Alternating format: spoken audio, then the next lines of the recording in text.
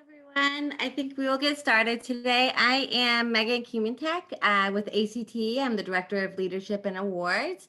Thanks for taking your time to join us today for this great webinar. First, I wanted to take care of a few housekeeping items.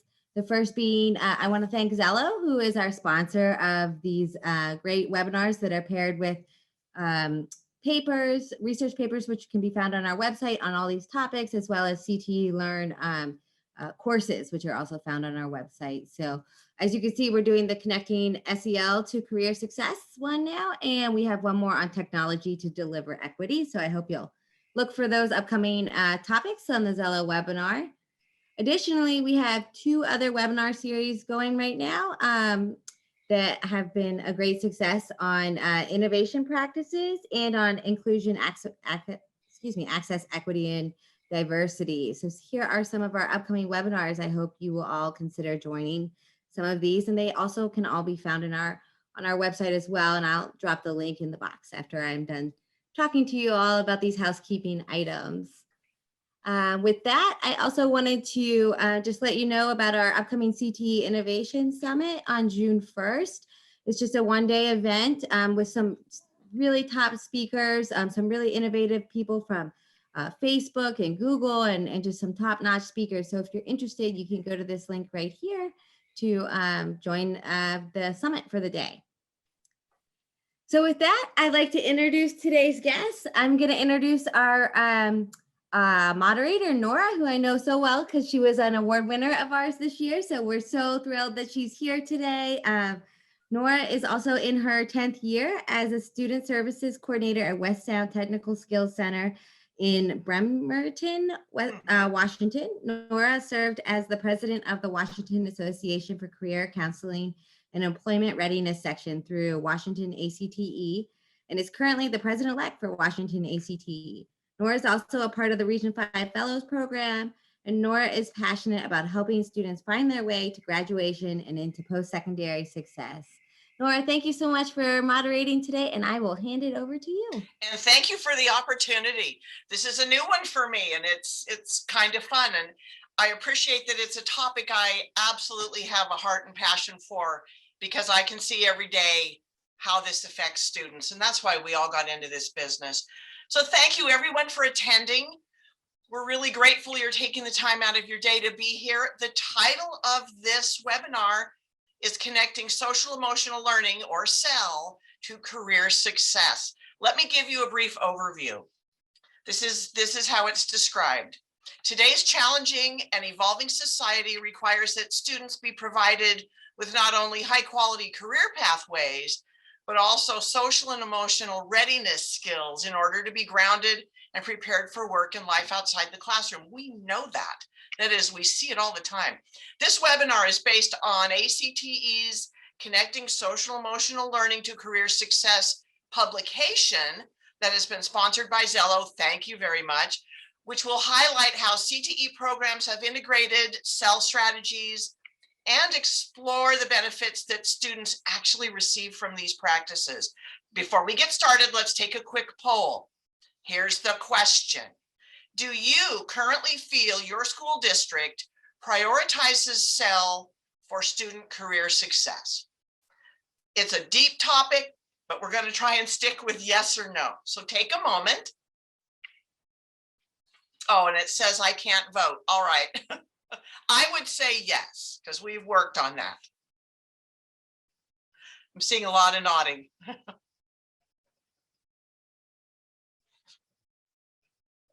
All right.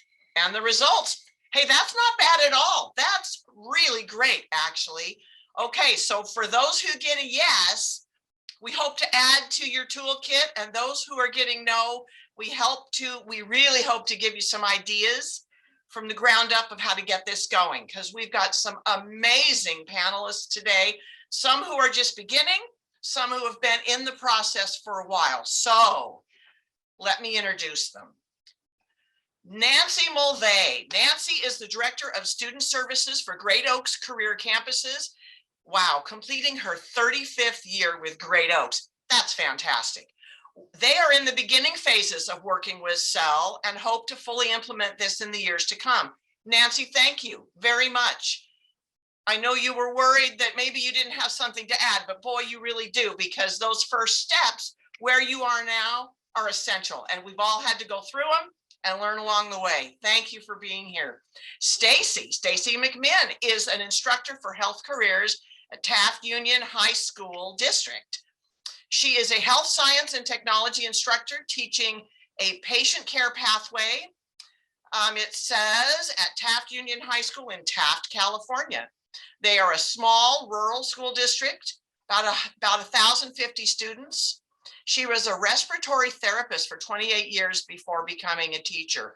Wow, boy, you must have a lot of experience with the sort of things we've been seeing in the last year as a respiratory therapist.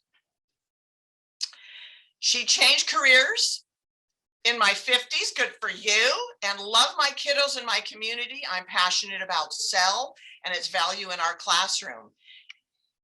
She learned SEL, social emotional academic language strategies 2 years ago with a small cohort from Taft High, fully funded by our district to attend training once a month for the 1920 school year. That's fantastic. The SEL trainer was Dr. Jolie Hood from Thriving University. With Jolie's expertise guidance, she implemented starting incorporating SEL into her classroom. She says, I've always been an inclusive person with guidance regarding SEL. I'm now intentionally teaching the practices. That's so fantastic. Nancy, she's got great stuff to tell you today. This is wonderful because she's doing it. It's been one of the greatest joys of my life to hear laughter and see sparks while teaching about health careers. Yes. Thank you so much. Oh, amazing. And our third panelist, Denise Derry.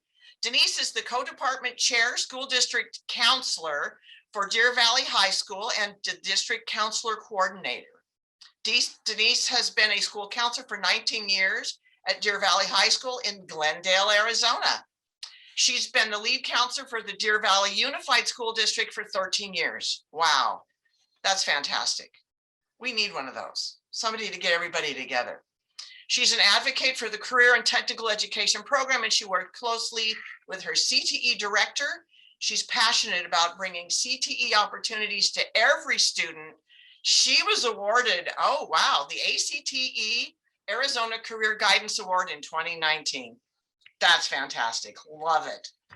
All right. Introductions are made. Take a breath. Let's go on to some questions. You know, Nancy, I think we'll start with you. You ready? Yes. Absolutely. Why? Okay. Why do you think social emotional learning is imperative to student career success? Student emotional, social emotional learning is critical to any kind of success, not just career success, it's success in life. We are preparing our students for life, for whatever career they choose.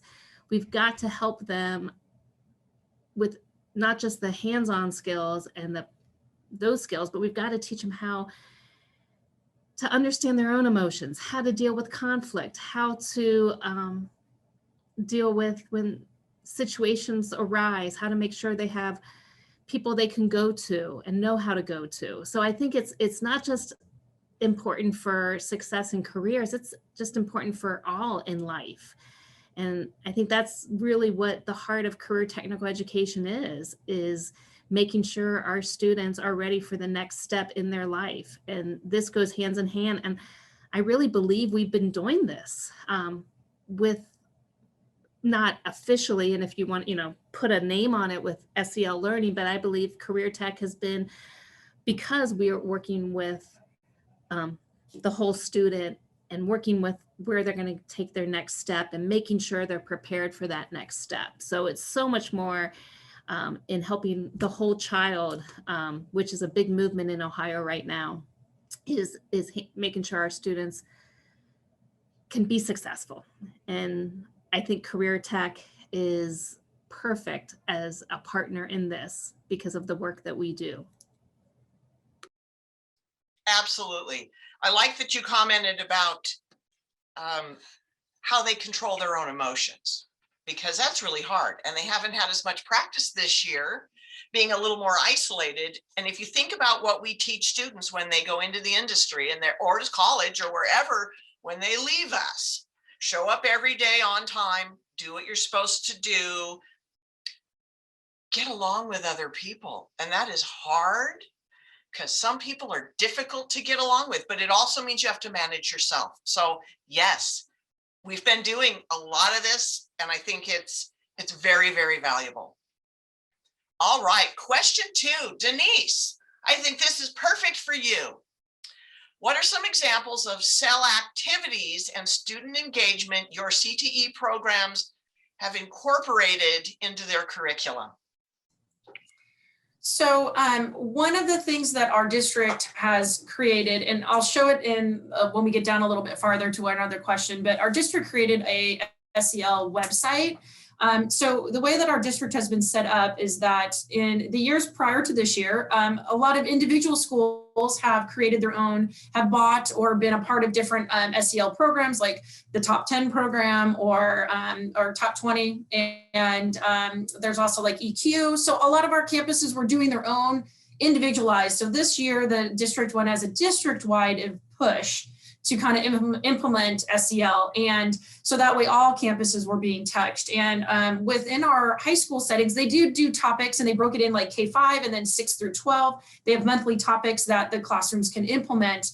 And they have little activities and lessons that teachers could utilize if they wanted to or create their own, but they kind of have the same theme for the month. So one of my teachers on my campus, I happen to be on a high school campus, so that works out nicely. I did talk to, she teaches our marketing and hospitality. And so I was asking her a little bit about what she does in her own classroom in regards to this. And one of the activities that she does with her kiddos is she creates mission statements and goals. Now that sounds really business-like, right? But she has them create it for themselves, like as their own mission statement for who they are and what is their own goal and own mission. So I thought that was a really great way of like in tying in, bringing that back to like, yes, it's a business model and they're looking at mission statements from big companies and they find ones that are really good, but then they kind of bring it back to me, myself, and how can I create my own mission statement. So I thought that was a really great way to kind of tie those things into what they're doing.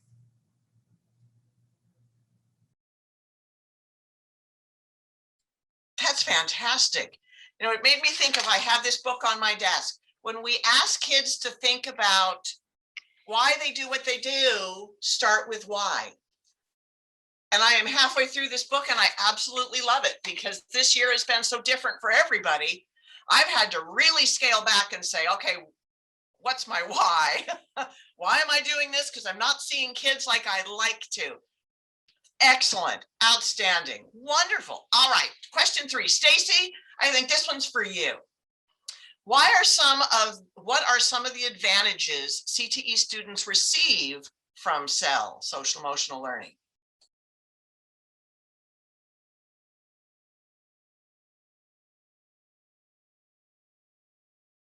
Let me unmute myself. Sorry. I do it all the time. It's okay. It's all of these strategies that we're trying to learn.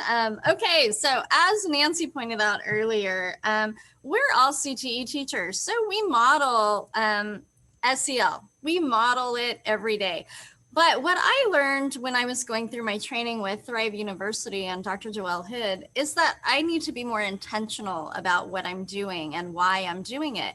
And so, like you said, Nora, knowing your why is extremely important. So when we model these SEL behaviors, our students understand why being positive in the workplace has its advantages. And I always keep this little thing handy with me here. We model self-awareness, social awareness, responsible decision-making, self-management, and relationship skills in my classroom. So the students understand exactly what they're doing and why they're doing it. I teach them that in healthcare, it's a very stressful job. So we need to learn to take care of ourselves first so that we can be better caregivers. And as teachers, I also think we need to learn to take care of ourselves first so that we can model these behaviors. We set the tone in our classrooms for what's going to happen in that hour, that 45 minutes. And, I know that my first period kiddos, when they come in, they're all really tired. So I'm not really peppy. I kind of, set a more mellow tone for that period. And then by the end of the day, they're like, I just want to be done. So I pep it up a little and I have a little bit more involvement. And then in the middle, I'm kind of like, okay, these kids, depending on who they are and what's going on, I let them kind of do a little bit more self-management, a little bit more decision-making, a little bit more of those things. And we tell them why we're doing it. And I think that's important. All the kiddos need to know their why. They need to know what they're doing and why they're doing it. Because if they don't know the why, then they're not going to be successful in life. So they need to know why. And I just really enjoyed going through the SEL training and then being able to incorporate those strategies into my classroom. It's just been such a joy to see the kids laughing while they're learning. And you don't see that a lot in a science-based program like mine. It's boring. And so how do we make content exciting and relevant? And I think that starts with the teacher learning how to do it and how to incorporate these SEL strategies. Can you tell us briefly about the video that you sent out? I know we probably can't show it, but I loved it. Okay, so we in my classroom, we watched a movie or a series on Netflix. It's called The 9 Months That Made You. I felt like it was very important for the kids to see what development stages they are in utero. And then it went on to be very diverse. So it talked about the stages where in utero that the children can develop disabilities or abnormalities. Some of them have different sexual orientations. And why is that in utero? And so it went into that whole science. And then the kids talked about it. And it was controversial. Some kids had very staunch religious opinions about this, and that was okay. So I had questions put out on cards. The kids were able to pick their questions, and then they had to elevate a balloon and keep it elevated while talking about the content. And it was hilarious. The kids had a great time, but they remembered things that they saw. And you'll hear me in the video, if you watch it, asking them questions about the content in the video and what they remembered. And one girl remembered that the person had 6 fingers, and she remembered at what stage in utero the child developed this. So we can use these kind of strategies in any content. If you do a really cool math lesson, do the balloon challenge and see what they remember. They have to keep the balloon elevated. If it drops, they have to pick another question. And so it was, it was fun and challenging. I did it with every period. And of course, you get, SEL is messy and it's not always perfect. And so that video was my last period, my 7th period in the 2019-20 school year. And so it was cool. My first period wasn't that engaging. They were like, yeah, we don't really want to do this. This is dumb. And I just had to keep going. And sometimes something will work for one class and it won't work for another. And that's what we have to understand about SEL is we all have different emotions and we all feel differently at different points in the day. And so we're not trying to just blanket everybody, but we're trying to reach as many kids as we can.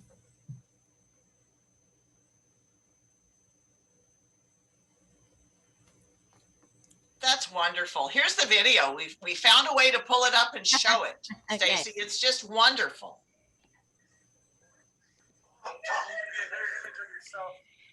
Perfect. And that they have to hold hands, making a personal connection. Yeah. And they're all from different social groups. I want to point that out too. And this little boy right here that just put the balloon in his mouth and did something that we probably would be horrified at right now during the COVID pandemic. Yeah. He has a stuttering problem, and he was very, very shy when he came into my classroom and didn't want to talk because and look at him, he's smiling and he's laughing, and he's back in my classroom this year and he's actually leading. I have him leading on CPR, and he is he's doing wonderful. And so I feel like I just love him, and he's a great kid. During Teacher Appreciation Week, he chose me to thank, and I'm just humbled by the fact that I can bring these things in, and it influences their lives for the better. And you know, he's a great kid. He's smart, but people don't see beyond his stuttering sometimes. And I all of my kids, they all have their talents, they all have their weaknesses, and we as a classroom, we just understand that. And my class is a class, I think, on this campus where they know they're safe and they know that they can express themselves, even if we don't all agree with it. It's okay. Yep, they're accepted, they're safe, they're cared about. Again, social emotional, they know they have you as a positive adult they can go to no matter what, ever, right? And you're also teaching them in that industry, boy, healthcare, you got to learn when to laugh and how to laugh and to take a breath and self-care. I told the kids, you know, I taught death before becoming a teacher, or I sold death. And they were like, what do you mean? And I said, well, every day there's somebody, you know, on a ventilator, and we're having to let the family know that we're going to remove life support. And it's difficult. It wears on you. And if you don't know how to take care of yourself first, and like you said, laugh a little and enjoy life a little outside of that, it's difficult to get through it. So I want my kids to be emotionally prepared if they think, you know, going into healthcare is not Grey's Anatomy, and they think that. Thank goodness. I want to be like Grey's Anatomy, or they always ask me, do you watch Grey's Anatomy? And I say, no, I do not. So, but that's their mindset when they think they want to be a nurse or a doctor. They want to be like Grey's Anatomy, and it's not like that. No, thank heavens. Wow. And that's not Seattle that they filmed it in either. Trust me there. They come up once a year, jump on the ferry, go back and forth, save the film, and then they go back to California where they're actually filming. Yes. All right. What a beautiful answer to that question, Stacy. You are changing lives. Thank you. All right. Next question. You know what? Let's double up. Denise and Nancy. This one's for you. Who leads the collaborative efforts within your district to create SEL objectives and to incorporate SEL into the curriculum? This is a higher level view. Who wants to go first? Nancy or Denise? I'll let you choose.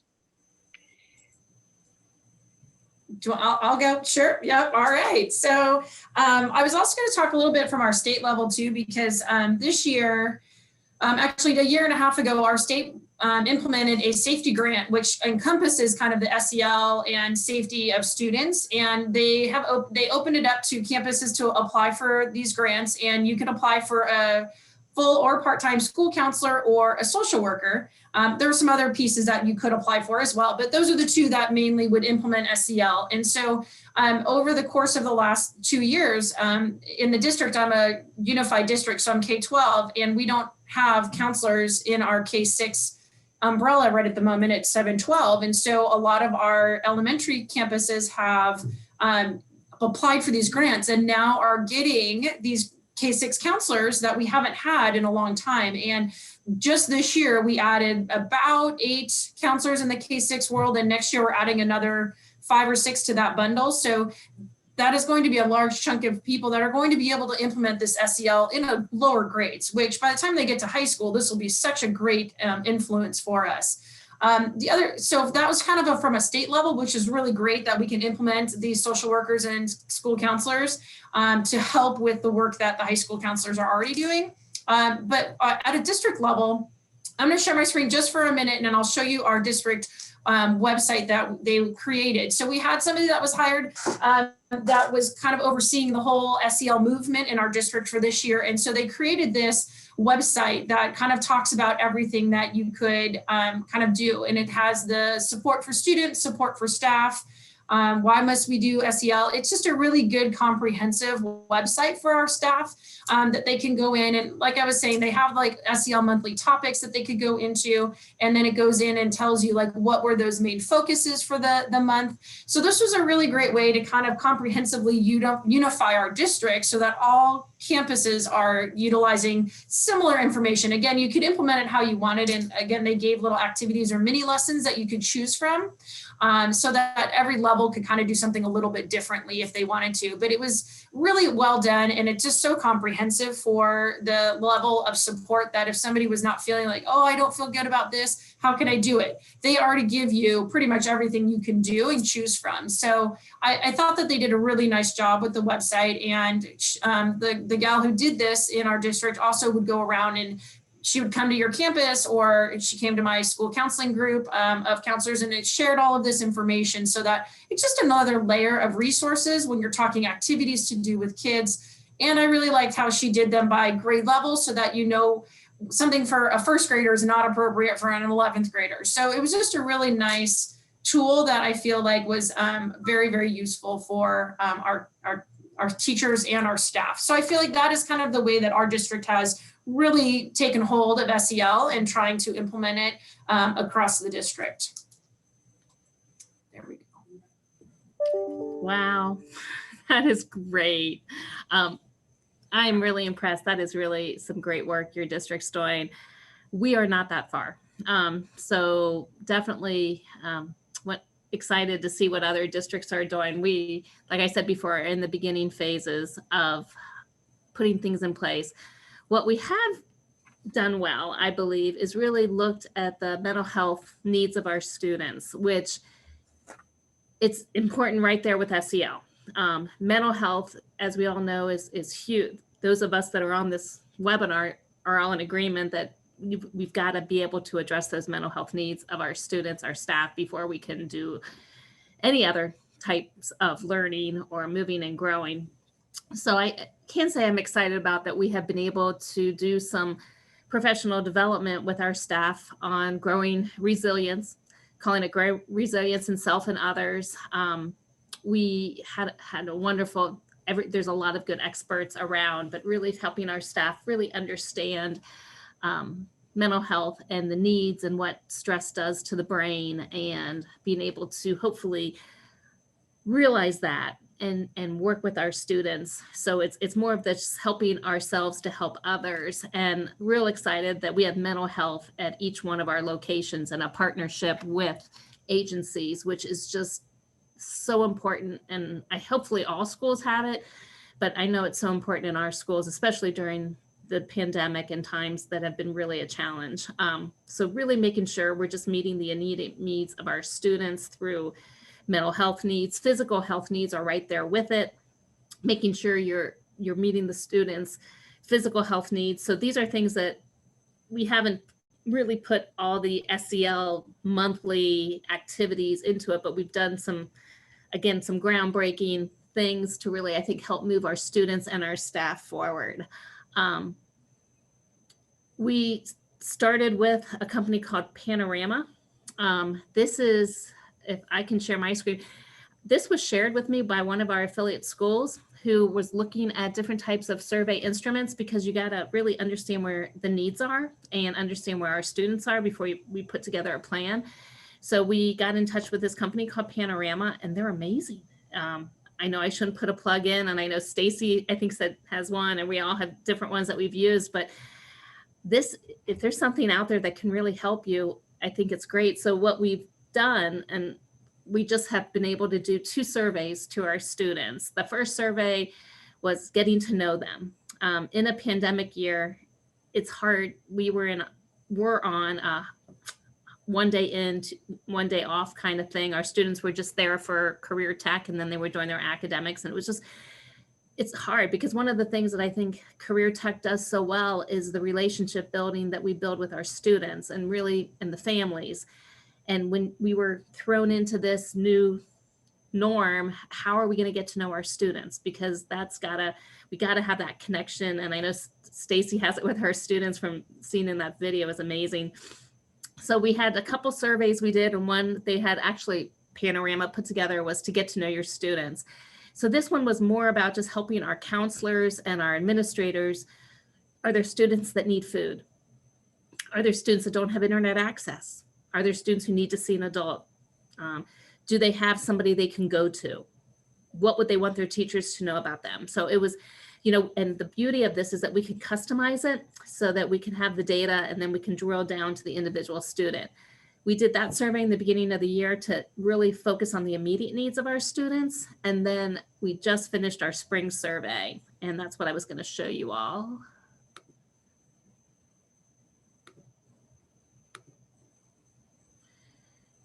So this is just a draft form of the questions, and you can pick and choose your questions.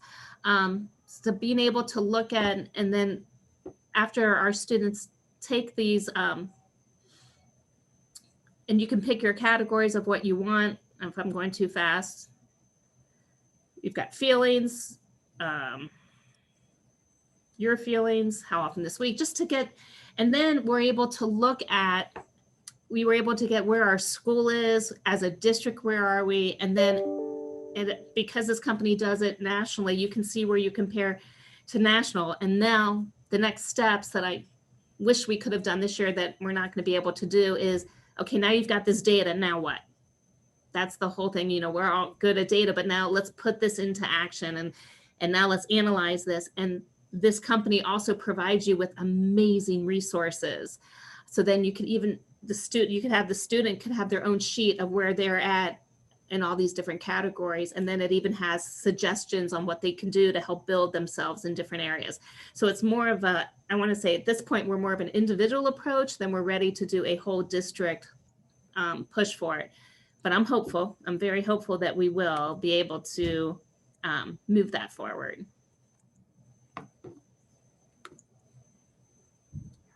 That's fantastic.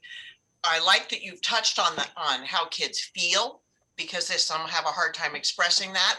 And that physical link between your physical health and your mental health, that you address both of those areas, is essential. If we want kids in school ready to learn and to understand what it's like in the real world, you've got that nailed. That is wonderful.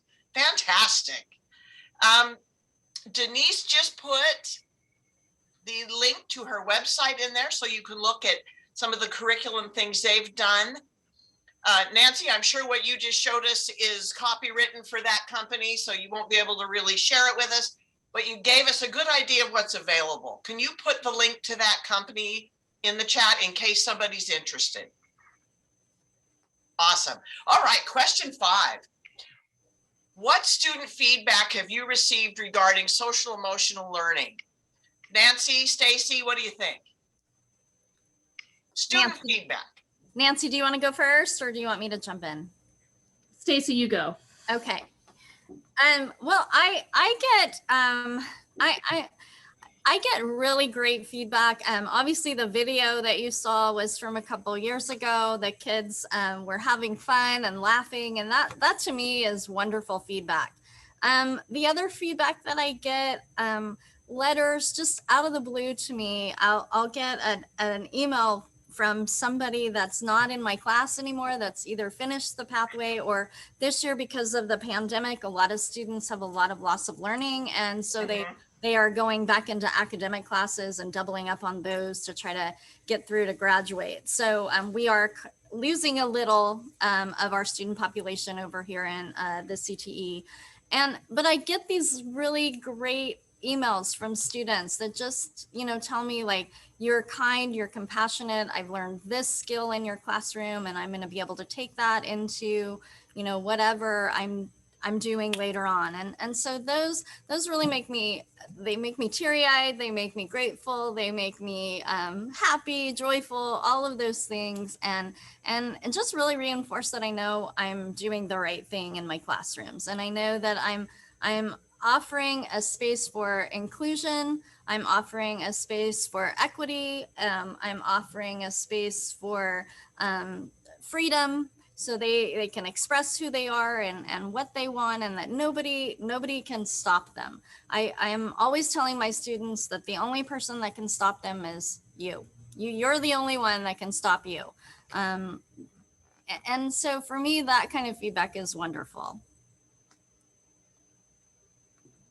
I want to be in Stacy's class.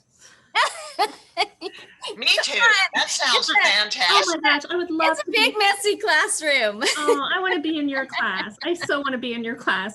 It's a big, messy classroom, and the students love it. Oh, I would love it too. I would so love it. So unfortunately, I'm at the district level, so I don't get the wonderful feedback that Stacy gets. And oh, do I miss that? One thing though, I can share that I was really impressed with our students is the honesty when they take these surveys. That if, what do we need it for? Why are you, asking me these questions about my feelings and things like that? And, it's to me great that our students can be so honest and share and really let us know if they need somebody or something. And that to me is, again, it's not immediate feedback, but the fact that we have an instrument that we can get it, now it's up to us to make sure we really get that on there. So it's again, we're just really working individually. We have some wonderful teachers, I believe, just like Stacy, who put it in their class, but they're probably not as intentional as Stacy is about it. And I think that's where we hope to get, and to really have everybody, we have academics and career tech, but really focusing again on, I keep going back to the whole child, because it's, if the students' immediate needs aren't being met and they don't know how to communicate them, then they're not going to be able to learn. So providing that safe environment, that caring environment, having that relationship that we know all those things have to be in place to help the students overcome whatever challenges they have in their life is so important. So for us, feedback is pretty much just what we've been able to get on the surveys, but I'm sure in the buildings, hopefully they're able to get even more. Do you have, Nancy, do you have your teachers do their own surveys when they do SEL? So this is set up for that. And the school district that shared with me the information on it was, they're a couple years ahead of us too. And they were able to have the staff's perception of what they think, their relationship with the students, and then the students' perception, then they could see if there was a disconnect. So like this teacher might think, I'm so approachable, I make myself available all the time, but then the students like, is there a teacher you can go to? And they're like, no. So I think that is some good data to be able to cross-reference and see it, but we're not there yet. But this survey company that we use is set up for that too. Well, I know all the stakeholders and their buy-in is very important. And the teachers do resist a little. I know when we first went through, there was a small cohort of us that did the social emotional 1 day a month for the whole school year. And I was tasked to come back and start incorporating SEL into our staff meetings. And I got from our department chair, I'm not doing that kumbaya stuff. So, okay, all right. So then flash forward to the pandemic, and everybody had the oh crud moment where how are we going to keep these kiddos engaged? And so it was SEAL. And we call it social emotional academic learning. And so Dr. Hood and her team over at Thrive University came back in, and the whole school last summer took this big program, the same program that I took 2 years ago. So now everybody is incorporating the strategies into their classroom, some more than others. I think that as CE teachers, we do it anyway. Like we said at the beginning of the webinar, we're always engaging, we're always modeling teamwork and leadership and all of those things. But the difference now is I'm intentional about it, and I'm telling the students why they're doing it. And so that's where we get the really positive feedback from both the staff and the students. They know the why. So if you start with the why, then everything else will fall into place. Okay, let's slide this question because you're on a roll. All we're going to do is I'm going to change it just a little bit. How do you incorporate the social emotional, or SEAL, as you put it, into virtual platforms during the pandemic? Changes it a little. Personally, kindness matters, and you have to develop that relationship with a student to even get them to turn the webcam on. So tell me what you've been doing. Stacy and Denise, let's do Okay. that. Denise, do you want to go first? Okay. Well, I play a game called Never Have I Ever. And so everybody starts with their cameras off. And if they've done the task, so never have I ever had a broken leg, the camera goes off. If they have not, the camera stays on if they have. So, and those questions then get more personal as it goes along. Never have I ever had somebody in my family die. Never have I ever, and then I bring it around and we joke and we laugh. And then I bring it back to serious, welcome to healthcare at the end, because healthcare is serious. We take care of death, life, and then we get silly because that's how healthcare workers deal with stress. And then now we're back onto a really serious subject. So they are understanding kind of like, whoa, how do you go from talking about somebody dying to you being silly? And I tell them that's reality, that's life. So on a camera, we get ghosted all the time. And I tell them, I'm like, hello, I just asked you a question, Johnny, are you going to talk to me? Hello. And then the camera comes on. Oh, I'm sorry. So I get that all the time. And I just have to know that sometimes I'm talking to myself and it is what it is. But I think that they're listening, even though they're not engaging, they hear you. And if you just keep it up, they'll hear you. They will hear you.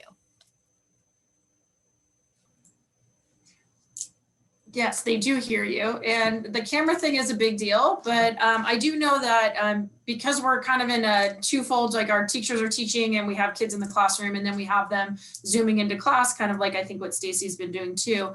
The nice thing is we use a platform called Canvas. That's where all of our material is housed. So it's really helpful because as the teachers are presenting, if a student is home and they're in a virtual setting, they can push things out through Canvas. So if they are doing, something in class that they can't necessarily have the hands-on adventure to, they could have them do a lesson that they can push in through their Canvas account. So I know our Canvas has been a really big tool that they have used, especially when we were fully virtual for the first 9 weeks of the semester.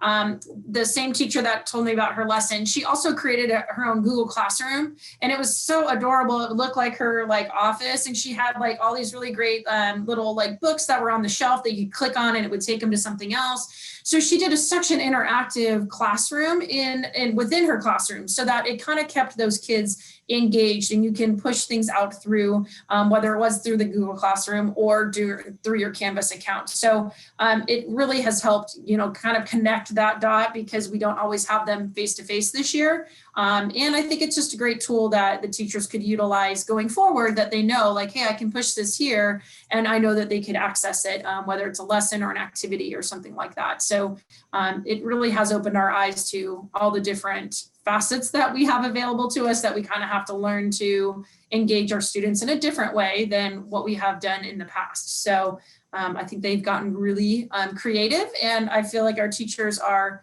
super resilient this year to be able to persevere and make it to the end. So that is kind of how we've incorporated what we've done in the classroom also with our virtual students.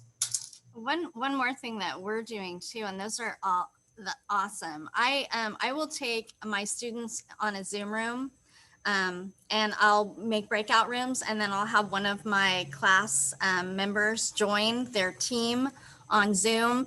And then so they're over in their workstation with their online classmates, and we call them teammates, not classmates. So your online teammates are encouraged to join in, and they can make comments, and while the on-ground students are doing the actual project, they're observing. So it's and it's not ideal, but we are doing what we can to make everybody feel equal right now. And it's difficult, but and it's messy. It doesn't always, I have some students that are like, oh, this is fun, and then others are like, not feeling it today. So it is what it is, and we're doing the best that we can. And I think that utilizing SEL strategies 100% helps build those relationships and encourages that engagement. Beautifully said. That's exactly right. Okay, last question for all three of you. Let's do it this way. We'll start with Nancy and then Denise and end with Stacy. Nancy's like, okay, I'm ready. Here we go. The last question. How does SEL help students create the competitive edge or make them more employable in a real world experience? Go, Nancy. I just go back to, I feel our students already have the competitive edge because they have career tech training. And so now that they have their skill training, whatever they go into, now they also have the social emotional training to help them be successful. And I think by having those two, there's no stopping our students. And that is, to me, so important. And I love how Stacy says she's always been doing this, but it has to be intentional. You have to really make sure you do it. And that's what I hope we'll be at that point in a couple years where they are. But I think we've got to. We got to help our students. We got to help them be successful, and we have to help them understand of how their emotions, how their reactions can impact their success, just like adults. So I think the competitive edge we already have, and I think this just even gives them even more of a competitive edge.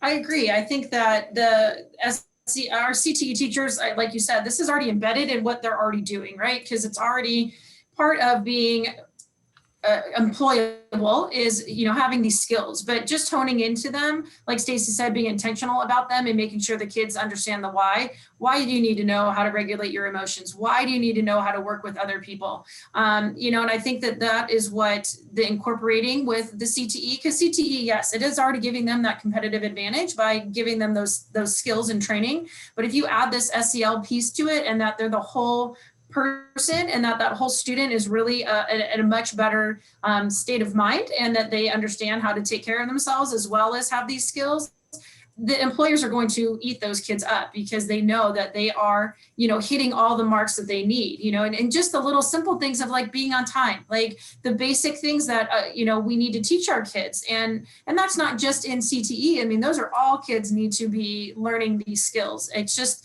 they're fortunate to be in a CTE program to kind of hone in on those skills. So I think it really does, make that competitive advantage even stronger by being able to take these social emotional learning that they do and apply it to themselves and make them a better person and healthier person. I would agree. I agree 100% with what you said. And I'll take it a step further. I gave my students an assignment where they watched a video on emotional intelligence, and they watched a video on obtaining a degree in college.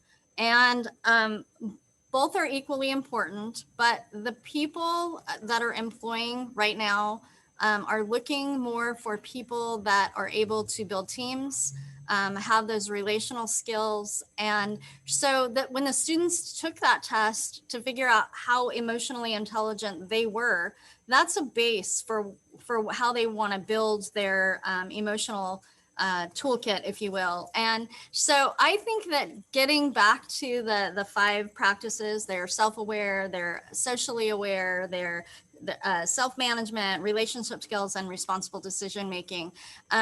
Every single employer is looking to hire people that welcome their customers, engage with their customers, and have an optimistic closure with their customers. So if we start modeling those things in our classroom, these kids are going to be excellent employees for later on. And probably a lot of them will be, supervisors and bosses. And, I like to tell the kids that I don't think of me as a teacher, think of me as a resource. I'm just here to manage your journey. It's your journey. I can't cram things down your throat, but I can offer you lessons. And if you would like to learn, it's your journey. If you don't want to learn, then you'll learn at some point, I'm sure, in your adult life. So it's easier to learn these lessons now than as an adult. So, and I was just fortunate enough to grow up in a house where everybody was a forward thinker, and we had this in my home. So it was modeled for me. And it's hard because a lot of these kids don't. A lot of our kids out here in this area, they don't have these kind of influences in their home. So they come into my class and they're like, well, I don't want to talk. And I'm like, well, if you want to go into healthcare, you're going to have to talk. You have to talk. Or you need to go into research where you don't have to talk, and that's good too. So just what we're teaching our students to give them the competitive edge is just what I said. They all need to know how to be responsible. And being responsible includes being emotionally intelligent. Absolutely. As an example, just before we close up, I'm located in the Seattle area, Bremerton, Washington, Pacific Northwest, and we have our major employer is the Puget Sound Naval Shipyard. That is the location where the aircraft carriers are home ported. We have the Nimitz, and the other boats, but they love to hire our kids because they know they're welders and they know they can do it. And I've been part of their hiring process and preparing students for those actual interviews. And they came and talked to me this year and said, we're changing the questions. Wow, that never happened. So these are the kind of questions they've added to their application process and their interview process. Tell me about a time when you had to take criticism. Mm-hmm. Tell us of a time you had a conflict with someone and how did you resolve it?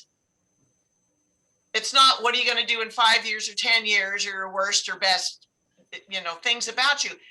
How do you interact? Because they can get an employee, but they have to be able to get along, monitor themselves, and work well with others. And that has become kind of a sticky thing. So I practiced with 20 kids. Tell us about a time you had conflict and how you fixed it. And if someone asks you to do something and you don't feel it's safe, what do you do? Interesting. SEL is so essential. You are amazing. All three of you, what a wonderful panel. We are just about out of time. So, Megan, I don't know that we really have time to go to chat questions, but what do you think?